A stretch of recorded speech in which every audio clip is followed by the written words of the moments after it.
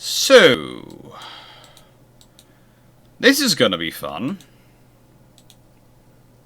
because on Monday I did the number 13 class, and then today I'm doing the never built IJN Supers, the A150 class and the B64 class.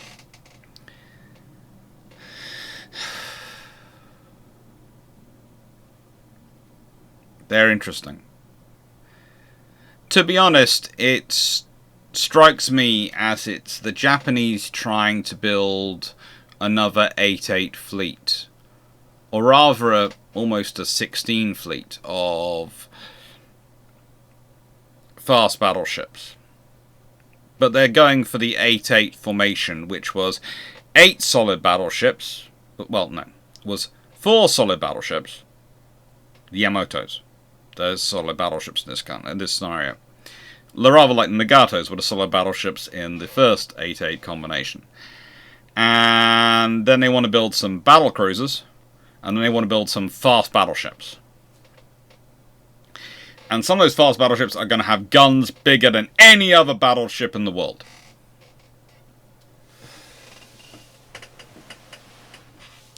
And it made me wonder when I was looking at it whether the whole reason for secrecy of the Yamato class wasn't necessarily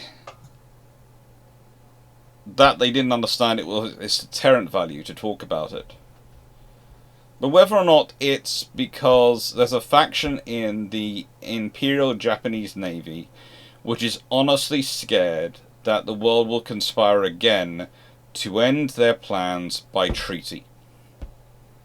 They'd been going to build 16 ships which had been set the world alight in terms of their capabilities and would have made Japan this really strong, but not so strong that frankly anyone should really be scared of it, because if we've only got 16 modern ships, that's really not a massive fleet compared to what the Americans and British could have put together. So a really strong, not as strong as the strongest, so not strong enough to justify fear by the strongest powers, but strong enough that the strongest powers probably don't want to attack them because it's going to be expensive. Not the risk fleet strategy of we're going to destroy so much of your fleet that you won't ever fight us. No, it's a realism that they would still come and fight. The Japanese never have that belief. They can build a fleet strong enough that no one will want to fight them. They never have that delusion. The Japanese have the idea that if they make themselves strong enough, they will make the cost of attacking them high enough that it will deter conflict unless they do something really stupid to upset the other powers. The problem with that is occasionally the Japanese manage to do the really stupid things. And of course the problem with that is occasionally the Japanese decide to do something which their fleet is entirely not built for, because a fleet which has been built with the understanding and knowledge, well, let's say hasn't been built, hasn't been finished, but was being built originally with the understanding and knowledge that they couldn't offensively take on the larger powers. They could only hope to make themselves tough enough to make it expensive. Then going offensive to take them on is basically a suicide pact. It is.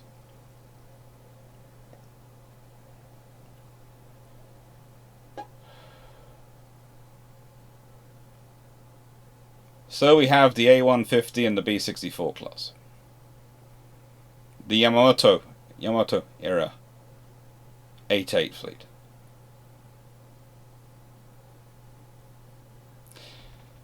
What's further interesting, or more interesting even, about this period though, is the fact that to build these ships, the Japanese are prepared to gut their cruiser force and its new construction, their carrier force and its new construction, their destroyer force and its new construction, their submarine force and its new construction. Why? No, the tribals here are a good example of vessels being used to fill the roles of vessels above them. surely it'd be sensible, if you're going to put everything into, in terms of your large armor project, into your capital ships, to be also building large destroyers that can fill a cruiser role, and smaller escorts for the anti-submarine warfare role. The Japanese have plans. They do have ideas.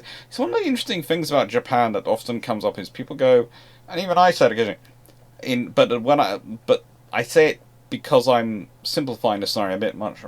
The Japanese don't really invest in escorts and anti-submarine warfare. They have a lot of ideas. They don't get round to them soon enough. They have the ideas there. They just, again, their fleet is structured around deterrence.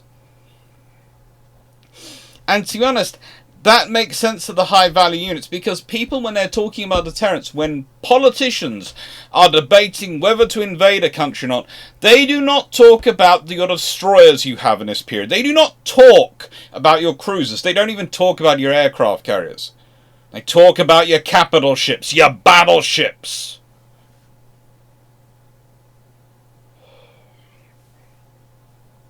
So it's a political decision.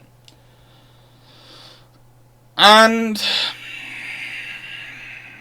we then have that issue over why not, even if you've left the treaties, why not sing from the rooftops?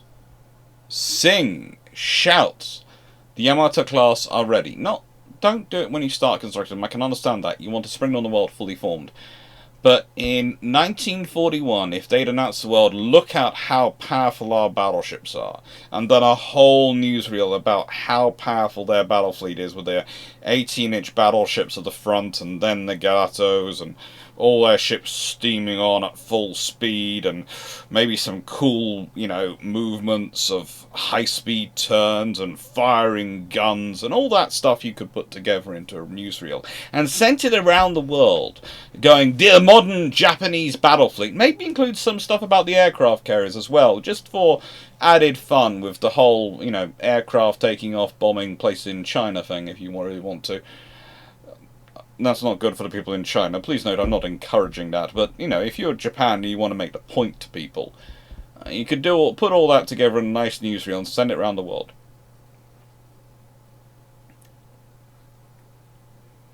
Make a statement of capability.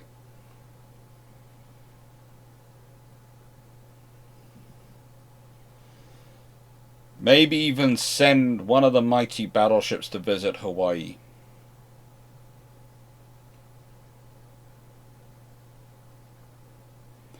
Have a nice image of Yamato alongside an old standard battleship.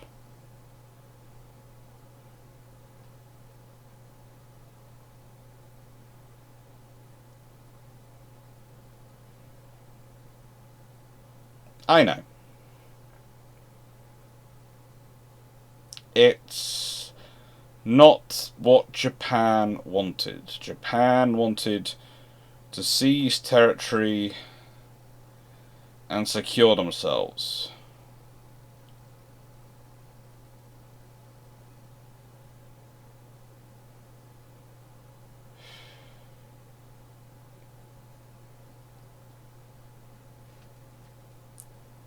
They wanted to get their resource areas so they would have the resources necessary to supply and support their nation without being at the whim and wills of larger powers.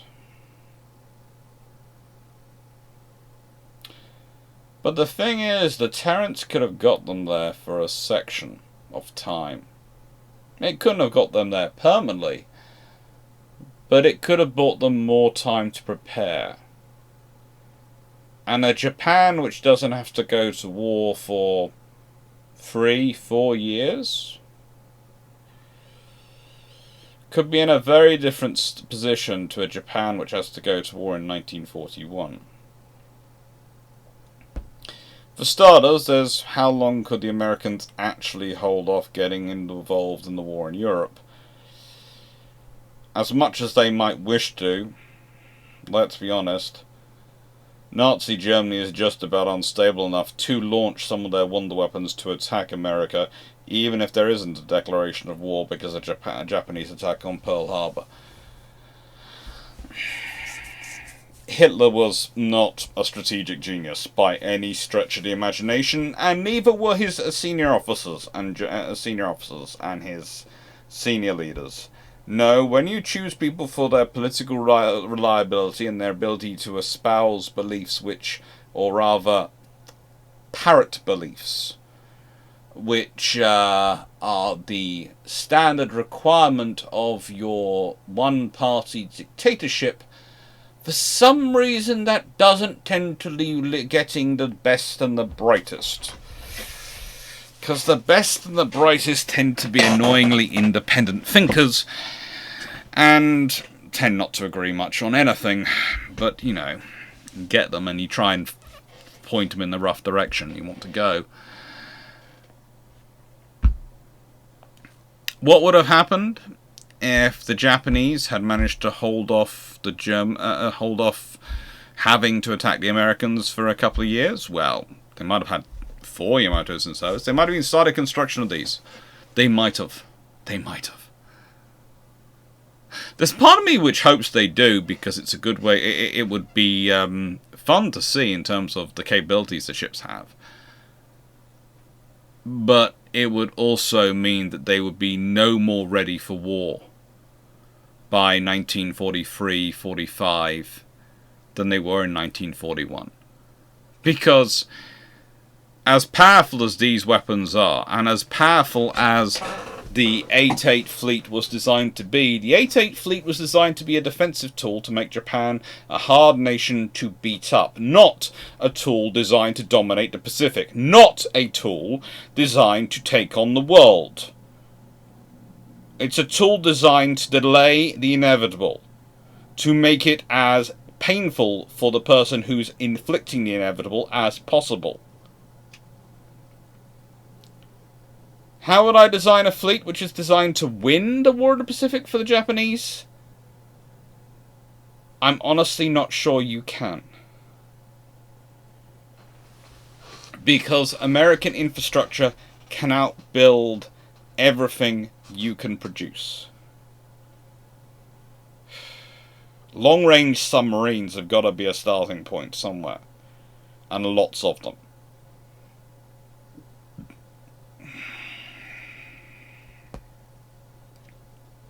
Aircraft carriers. Potentially. This design is pretty much an expanded Yamato with twin 20.1 inch guns instead of triple 18.1 inch guns.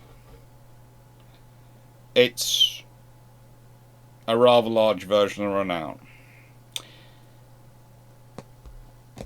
And this is when I get into trouble, because I'm holding off the video which involves a ship armed similarly, as close as I can build to this in UAD, till incomparable. Because, in my opinion,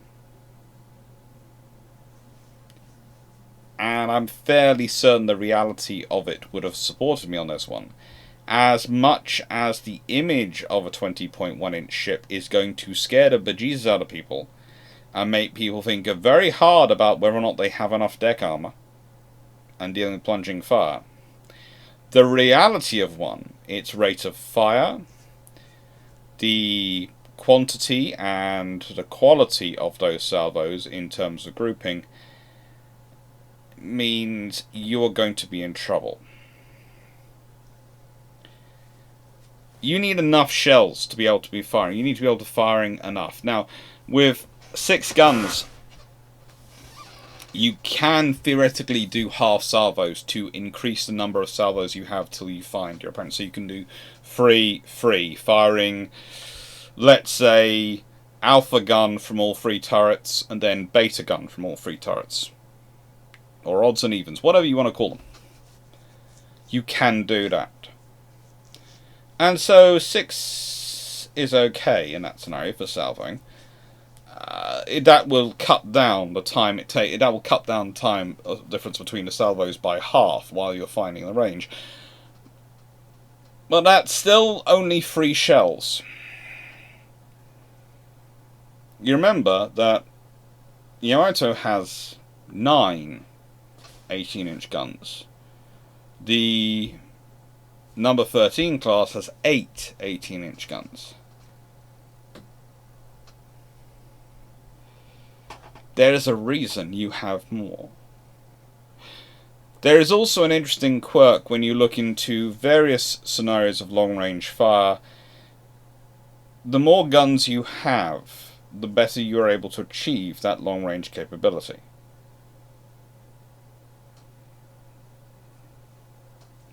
What do I mean by this? I mean, if you had 12 guns, and therefore you could either fire them free, so you have basically you're quartering the time between salvos in order to try and give you a tracking in fire to try and hone in on the position of your opponent and range. Because that's what you do. You're basically doing reconnaissance by fire. Even with spotting aircraft, you're developing it's because of you've gone this, you need to go starboard 300 yards or whatever from where the splashes are.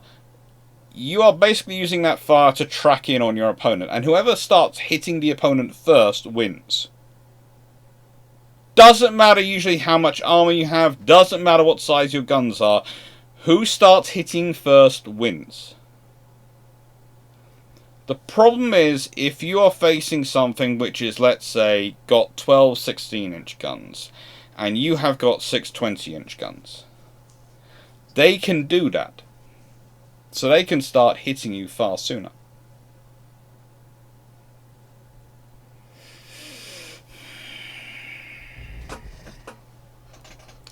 And if they start hitting you far sooner, well,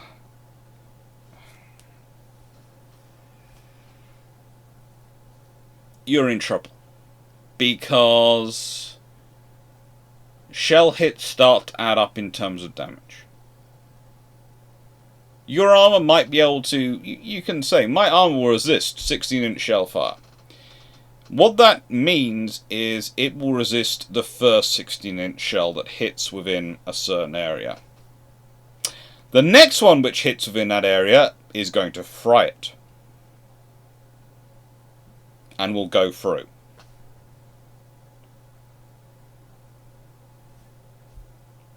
Now, you can be lucky and go, well, the hits are going to spread out quite a long way.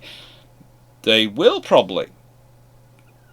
But the more hits you get, more hits, more damage, cumulatively, because of the shock and trauma passed on into the hull.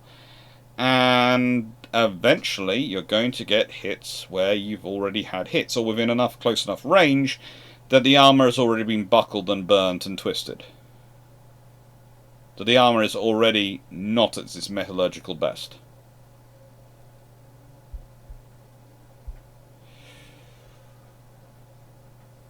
And here we have the B64s.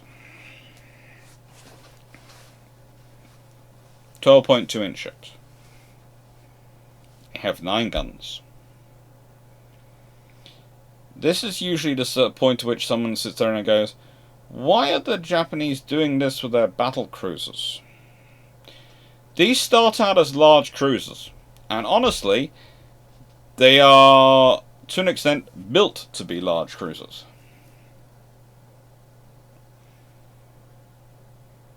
That's what they're for. They are they are more of an Alaska equivalent than they are a battle cruiser. Because, and when I say battle cruiser, Alaskas are the cruisers have reached the level of the battle cruiser 2 were. They're designed to take out all other cruisers and also be primary carrier escorts and deal with any threats to the carriers. That's what this ship is designed about. It's a carrier escort. It's a cruiser role vessel. In a world where cruisers are getting more powerful. In a world where the Japanese are expecting the British to produce a 9.2-inch gun cruiser, they've already gone for the 12.2-inch guns. So they will have not superiority in numbers, but superiority in firepower. Individually. That's what they're hoping for. And the Japanese are always pushing for that. Because the Japanese, again, are all about making themselves a hard pill to swallow.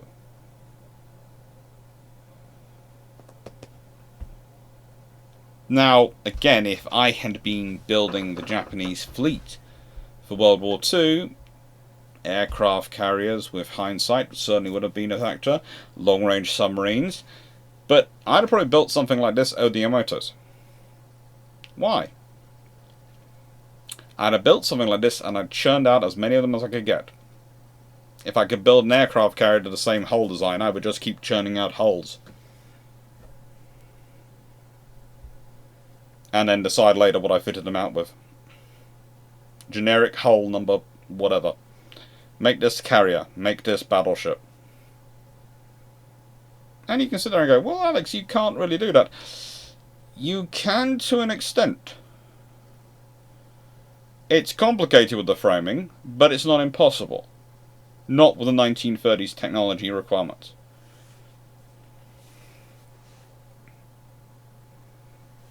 Churn them out enough numbers. Have them and long-range submarines operating all over the Pacific. And force that American sledgehammer to actually come for me. And then, whilst I'm attacking and whittling it down with all the torpedoes and all the ambush systems I can put in place, have some of those systems going up and down the American west coast, taking out targets. Specifically focusing in on infrastructure targets of fuel depots, dockyards, railway yards, all those things needed to repair the damage to the fleet and continue building the fleet. That's surely going to become everything to buy time and again raise that cost. Oh, and I wouldn't have launched a war of aggression by attacking Pearl Harbor because, frankly, that would have caused too much problems. There are far easier ways to provoke the Americans into attacking me first. Make it far more difficult for their national debate. But the point is, the Yamato class were not enough. They weren't considered enough. They were the Nagatos. They were the equivalent of Nagatos in the 8-8 plan. They're good ships. They're good battleships. But they're not even really fast battleships. 27 knots is not fast. Not by World War II standards.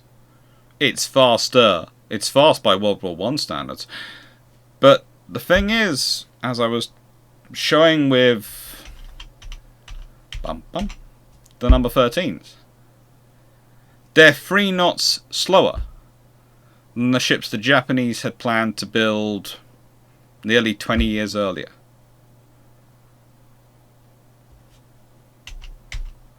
And they've exchanged for those 3 knots a gun and a lot more armour. They've become the baseline of the battlefront line. And they're capable. They are good ships.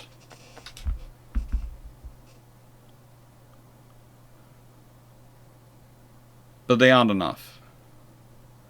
And the Japanese war plan is not about, well, the Japanese construction plan is not about building a fleet to really fight a war. They have ideas, they have the Kantai-Kessen and all the other doctrines, which I've got into on this channel, and there was a long video about the Japanese battle doctrines on this channel. In fact, there have been several. There was the Pearl Harbor, product of the Kantai-Kessen doctrine, or something to do, which was, I think, a patron request. It was a patron video, I think. And the Japanese cruisers, the 1920s and 30s, which was also called Victims of the Kantai-Kessen, which was Patron 32. A long time ago that was Patron 32. And there's the Battle of the Philippine Sea. Kantai-Kes and the Battle of the Philippine Sea. All looking into the various points of Japanese doctrine, and the Japanese doctrine around warship construction especially.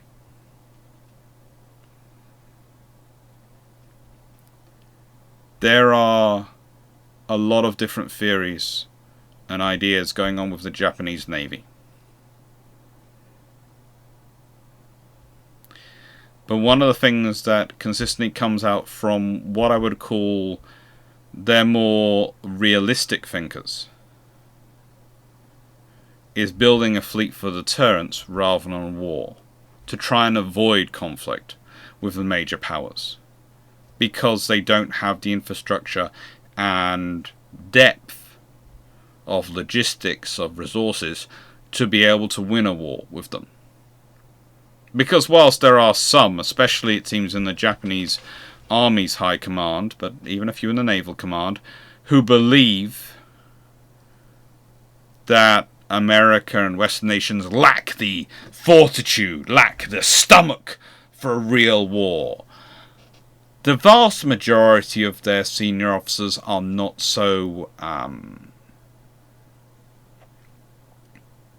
simplistic in their view. The vast majority are looking at their ships and are looking at the world and going, this won't work. And I would argue that the fact that they are not just churning out Yamatos, they are looking at more ships, shows that the Japanese are actually reviving their 8-8 plan more than they are concerned with the idea of building a super battle fleet. The often question is put out as people go, well, these were designed to take on 2 standards at a time. Yes, they were. That was part of their thinking. The idea was you could use the forward guns to pummel a standard, and you could use the aft guns to keep another standard busy. But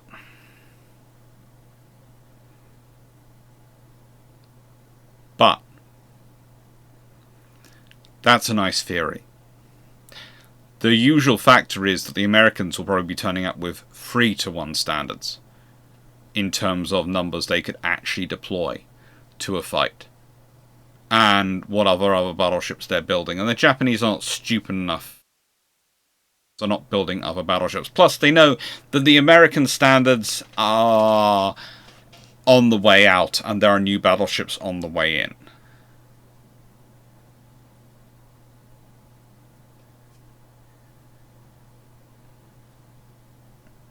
It can fight 2 standards. That sounds lovely. It can't fight 3. It can't fight 4. It can't fight and really block off 2 Iowas. It definitely can't fight off anything which comes after the Iowas. Especially not 2 of them. It's not ever really supposed to. If it is facing the Americans, it's hoped that they've managed to whittle them down with their various ambush strategies before they fight a battle with putting everything they can into it. The idea being they win a battle and then they hope to secure a negotiated peace before another American fleet turns up. They hope.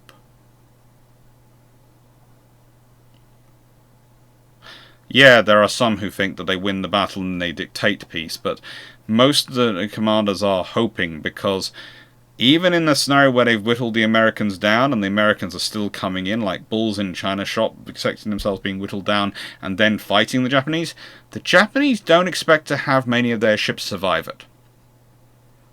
They really don't. A large amount of the fleet they expect to lose. And this again shapes their construction of the fleet. When you look at them, you can see that. They're building ships which are designed to give a good account of themselves, but they don't think they're going to survive. Just look at the trouble they have with repairing and refitting their ships in the war from war damage.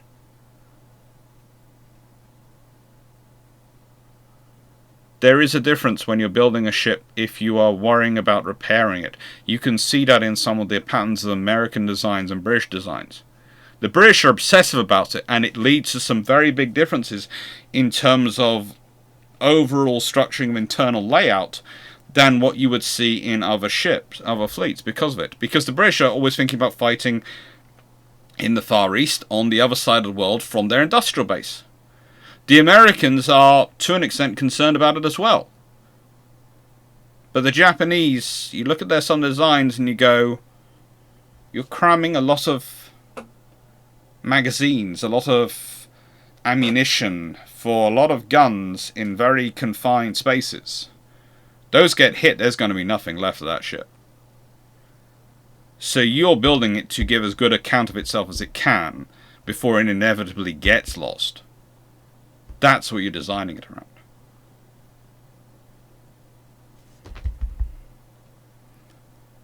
So, what's this coming out? This will be out on the 16th. Yeah, it will be out on the 16th. So, yeah. Next one is going to be capital ships in the treaty era. Hope you're going to enjoy that. And what else was I going to say? Yeah. Question. I always finish these videos with a question, so I'm going to.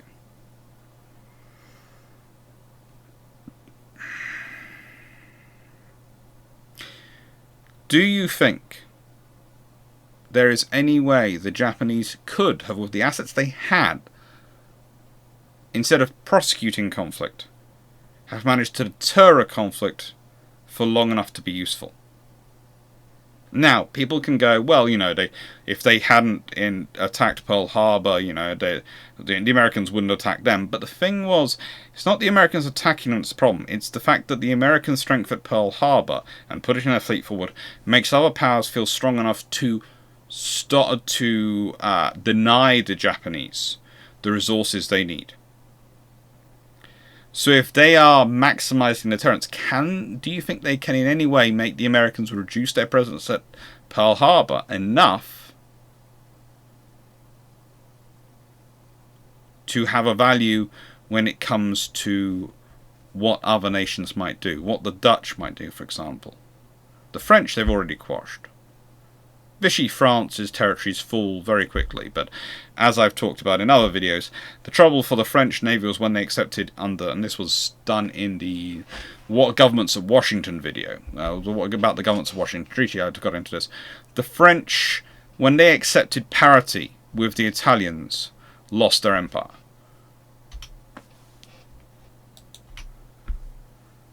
They lost their empire because they could either now match the Italians in the Mediterranean,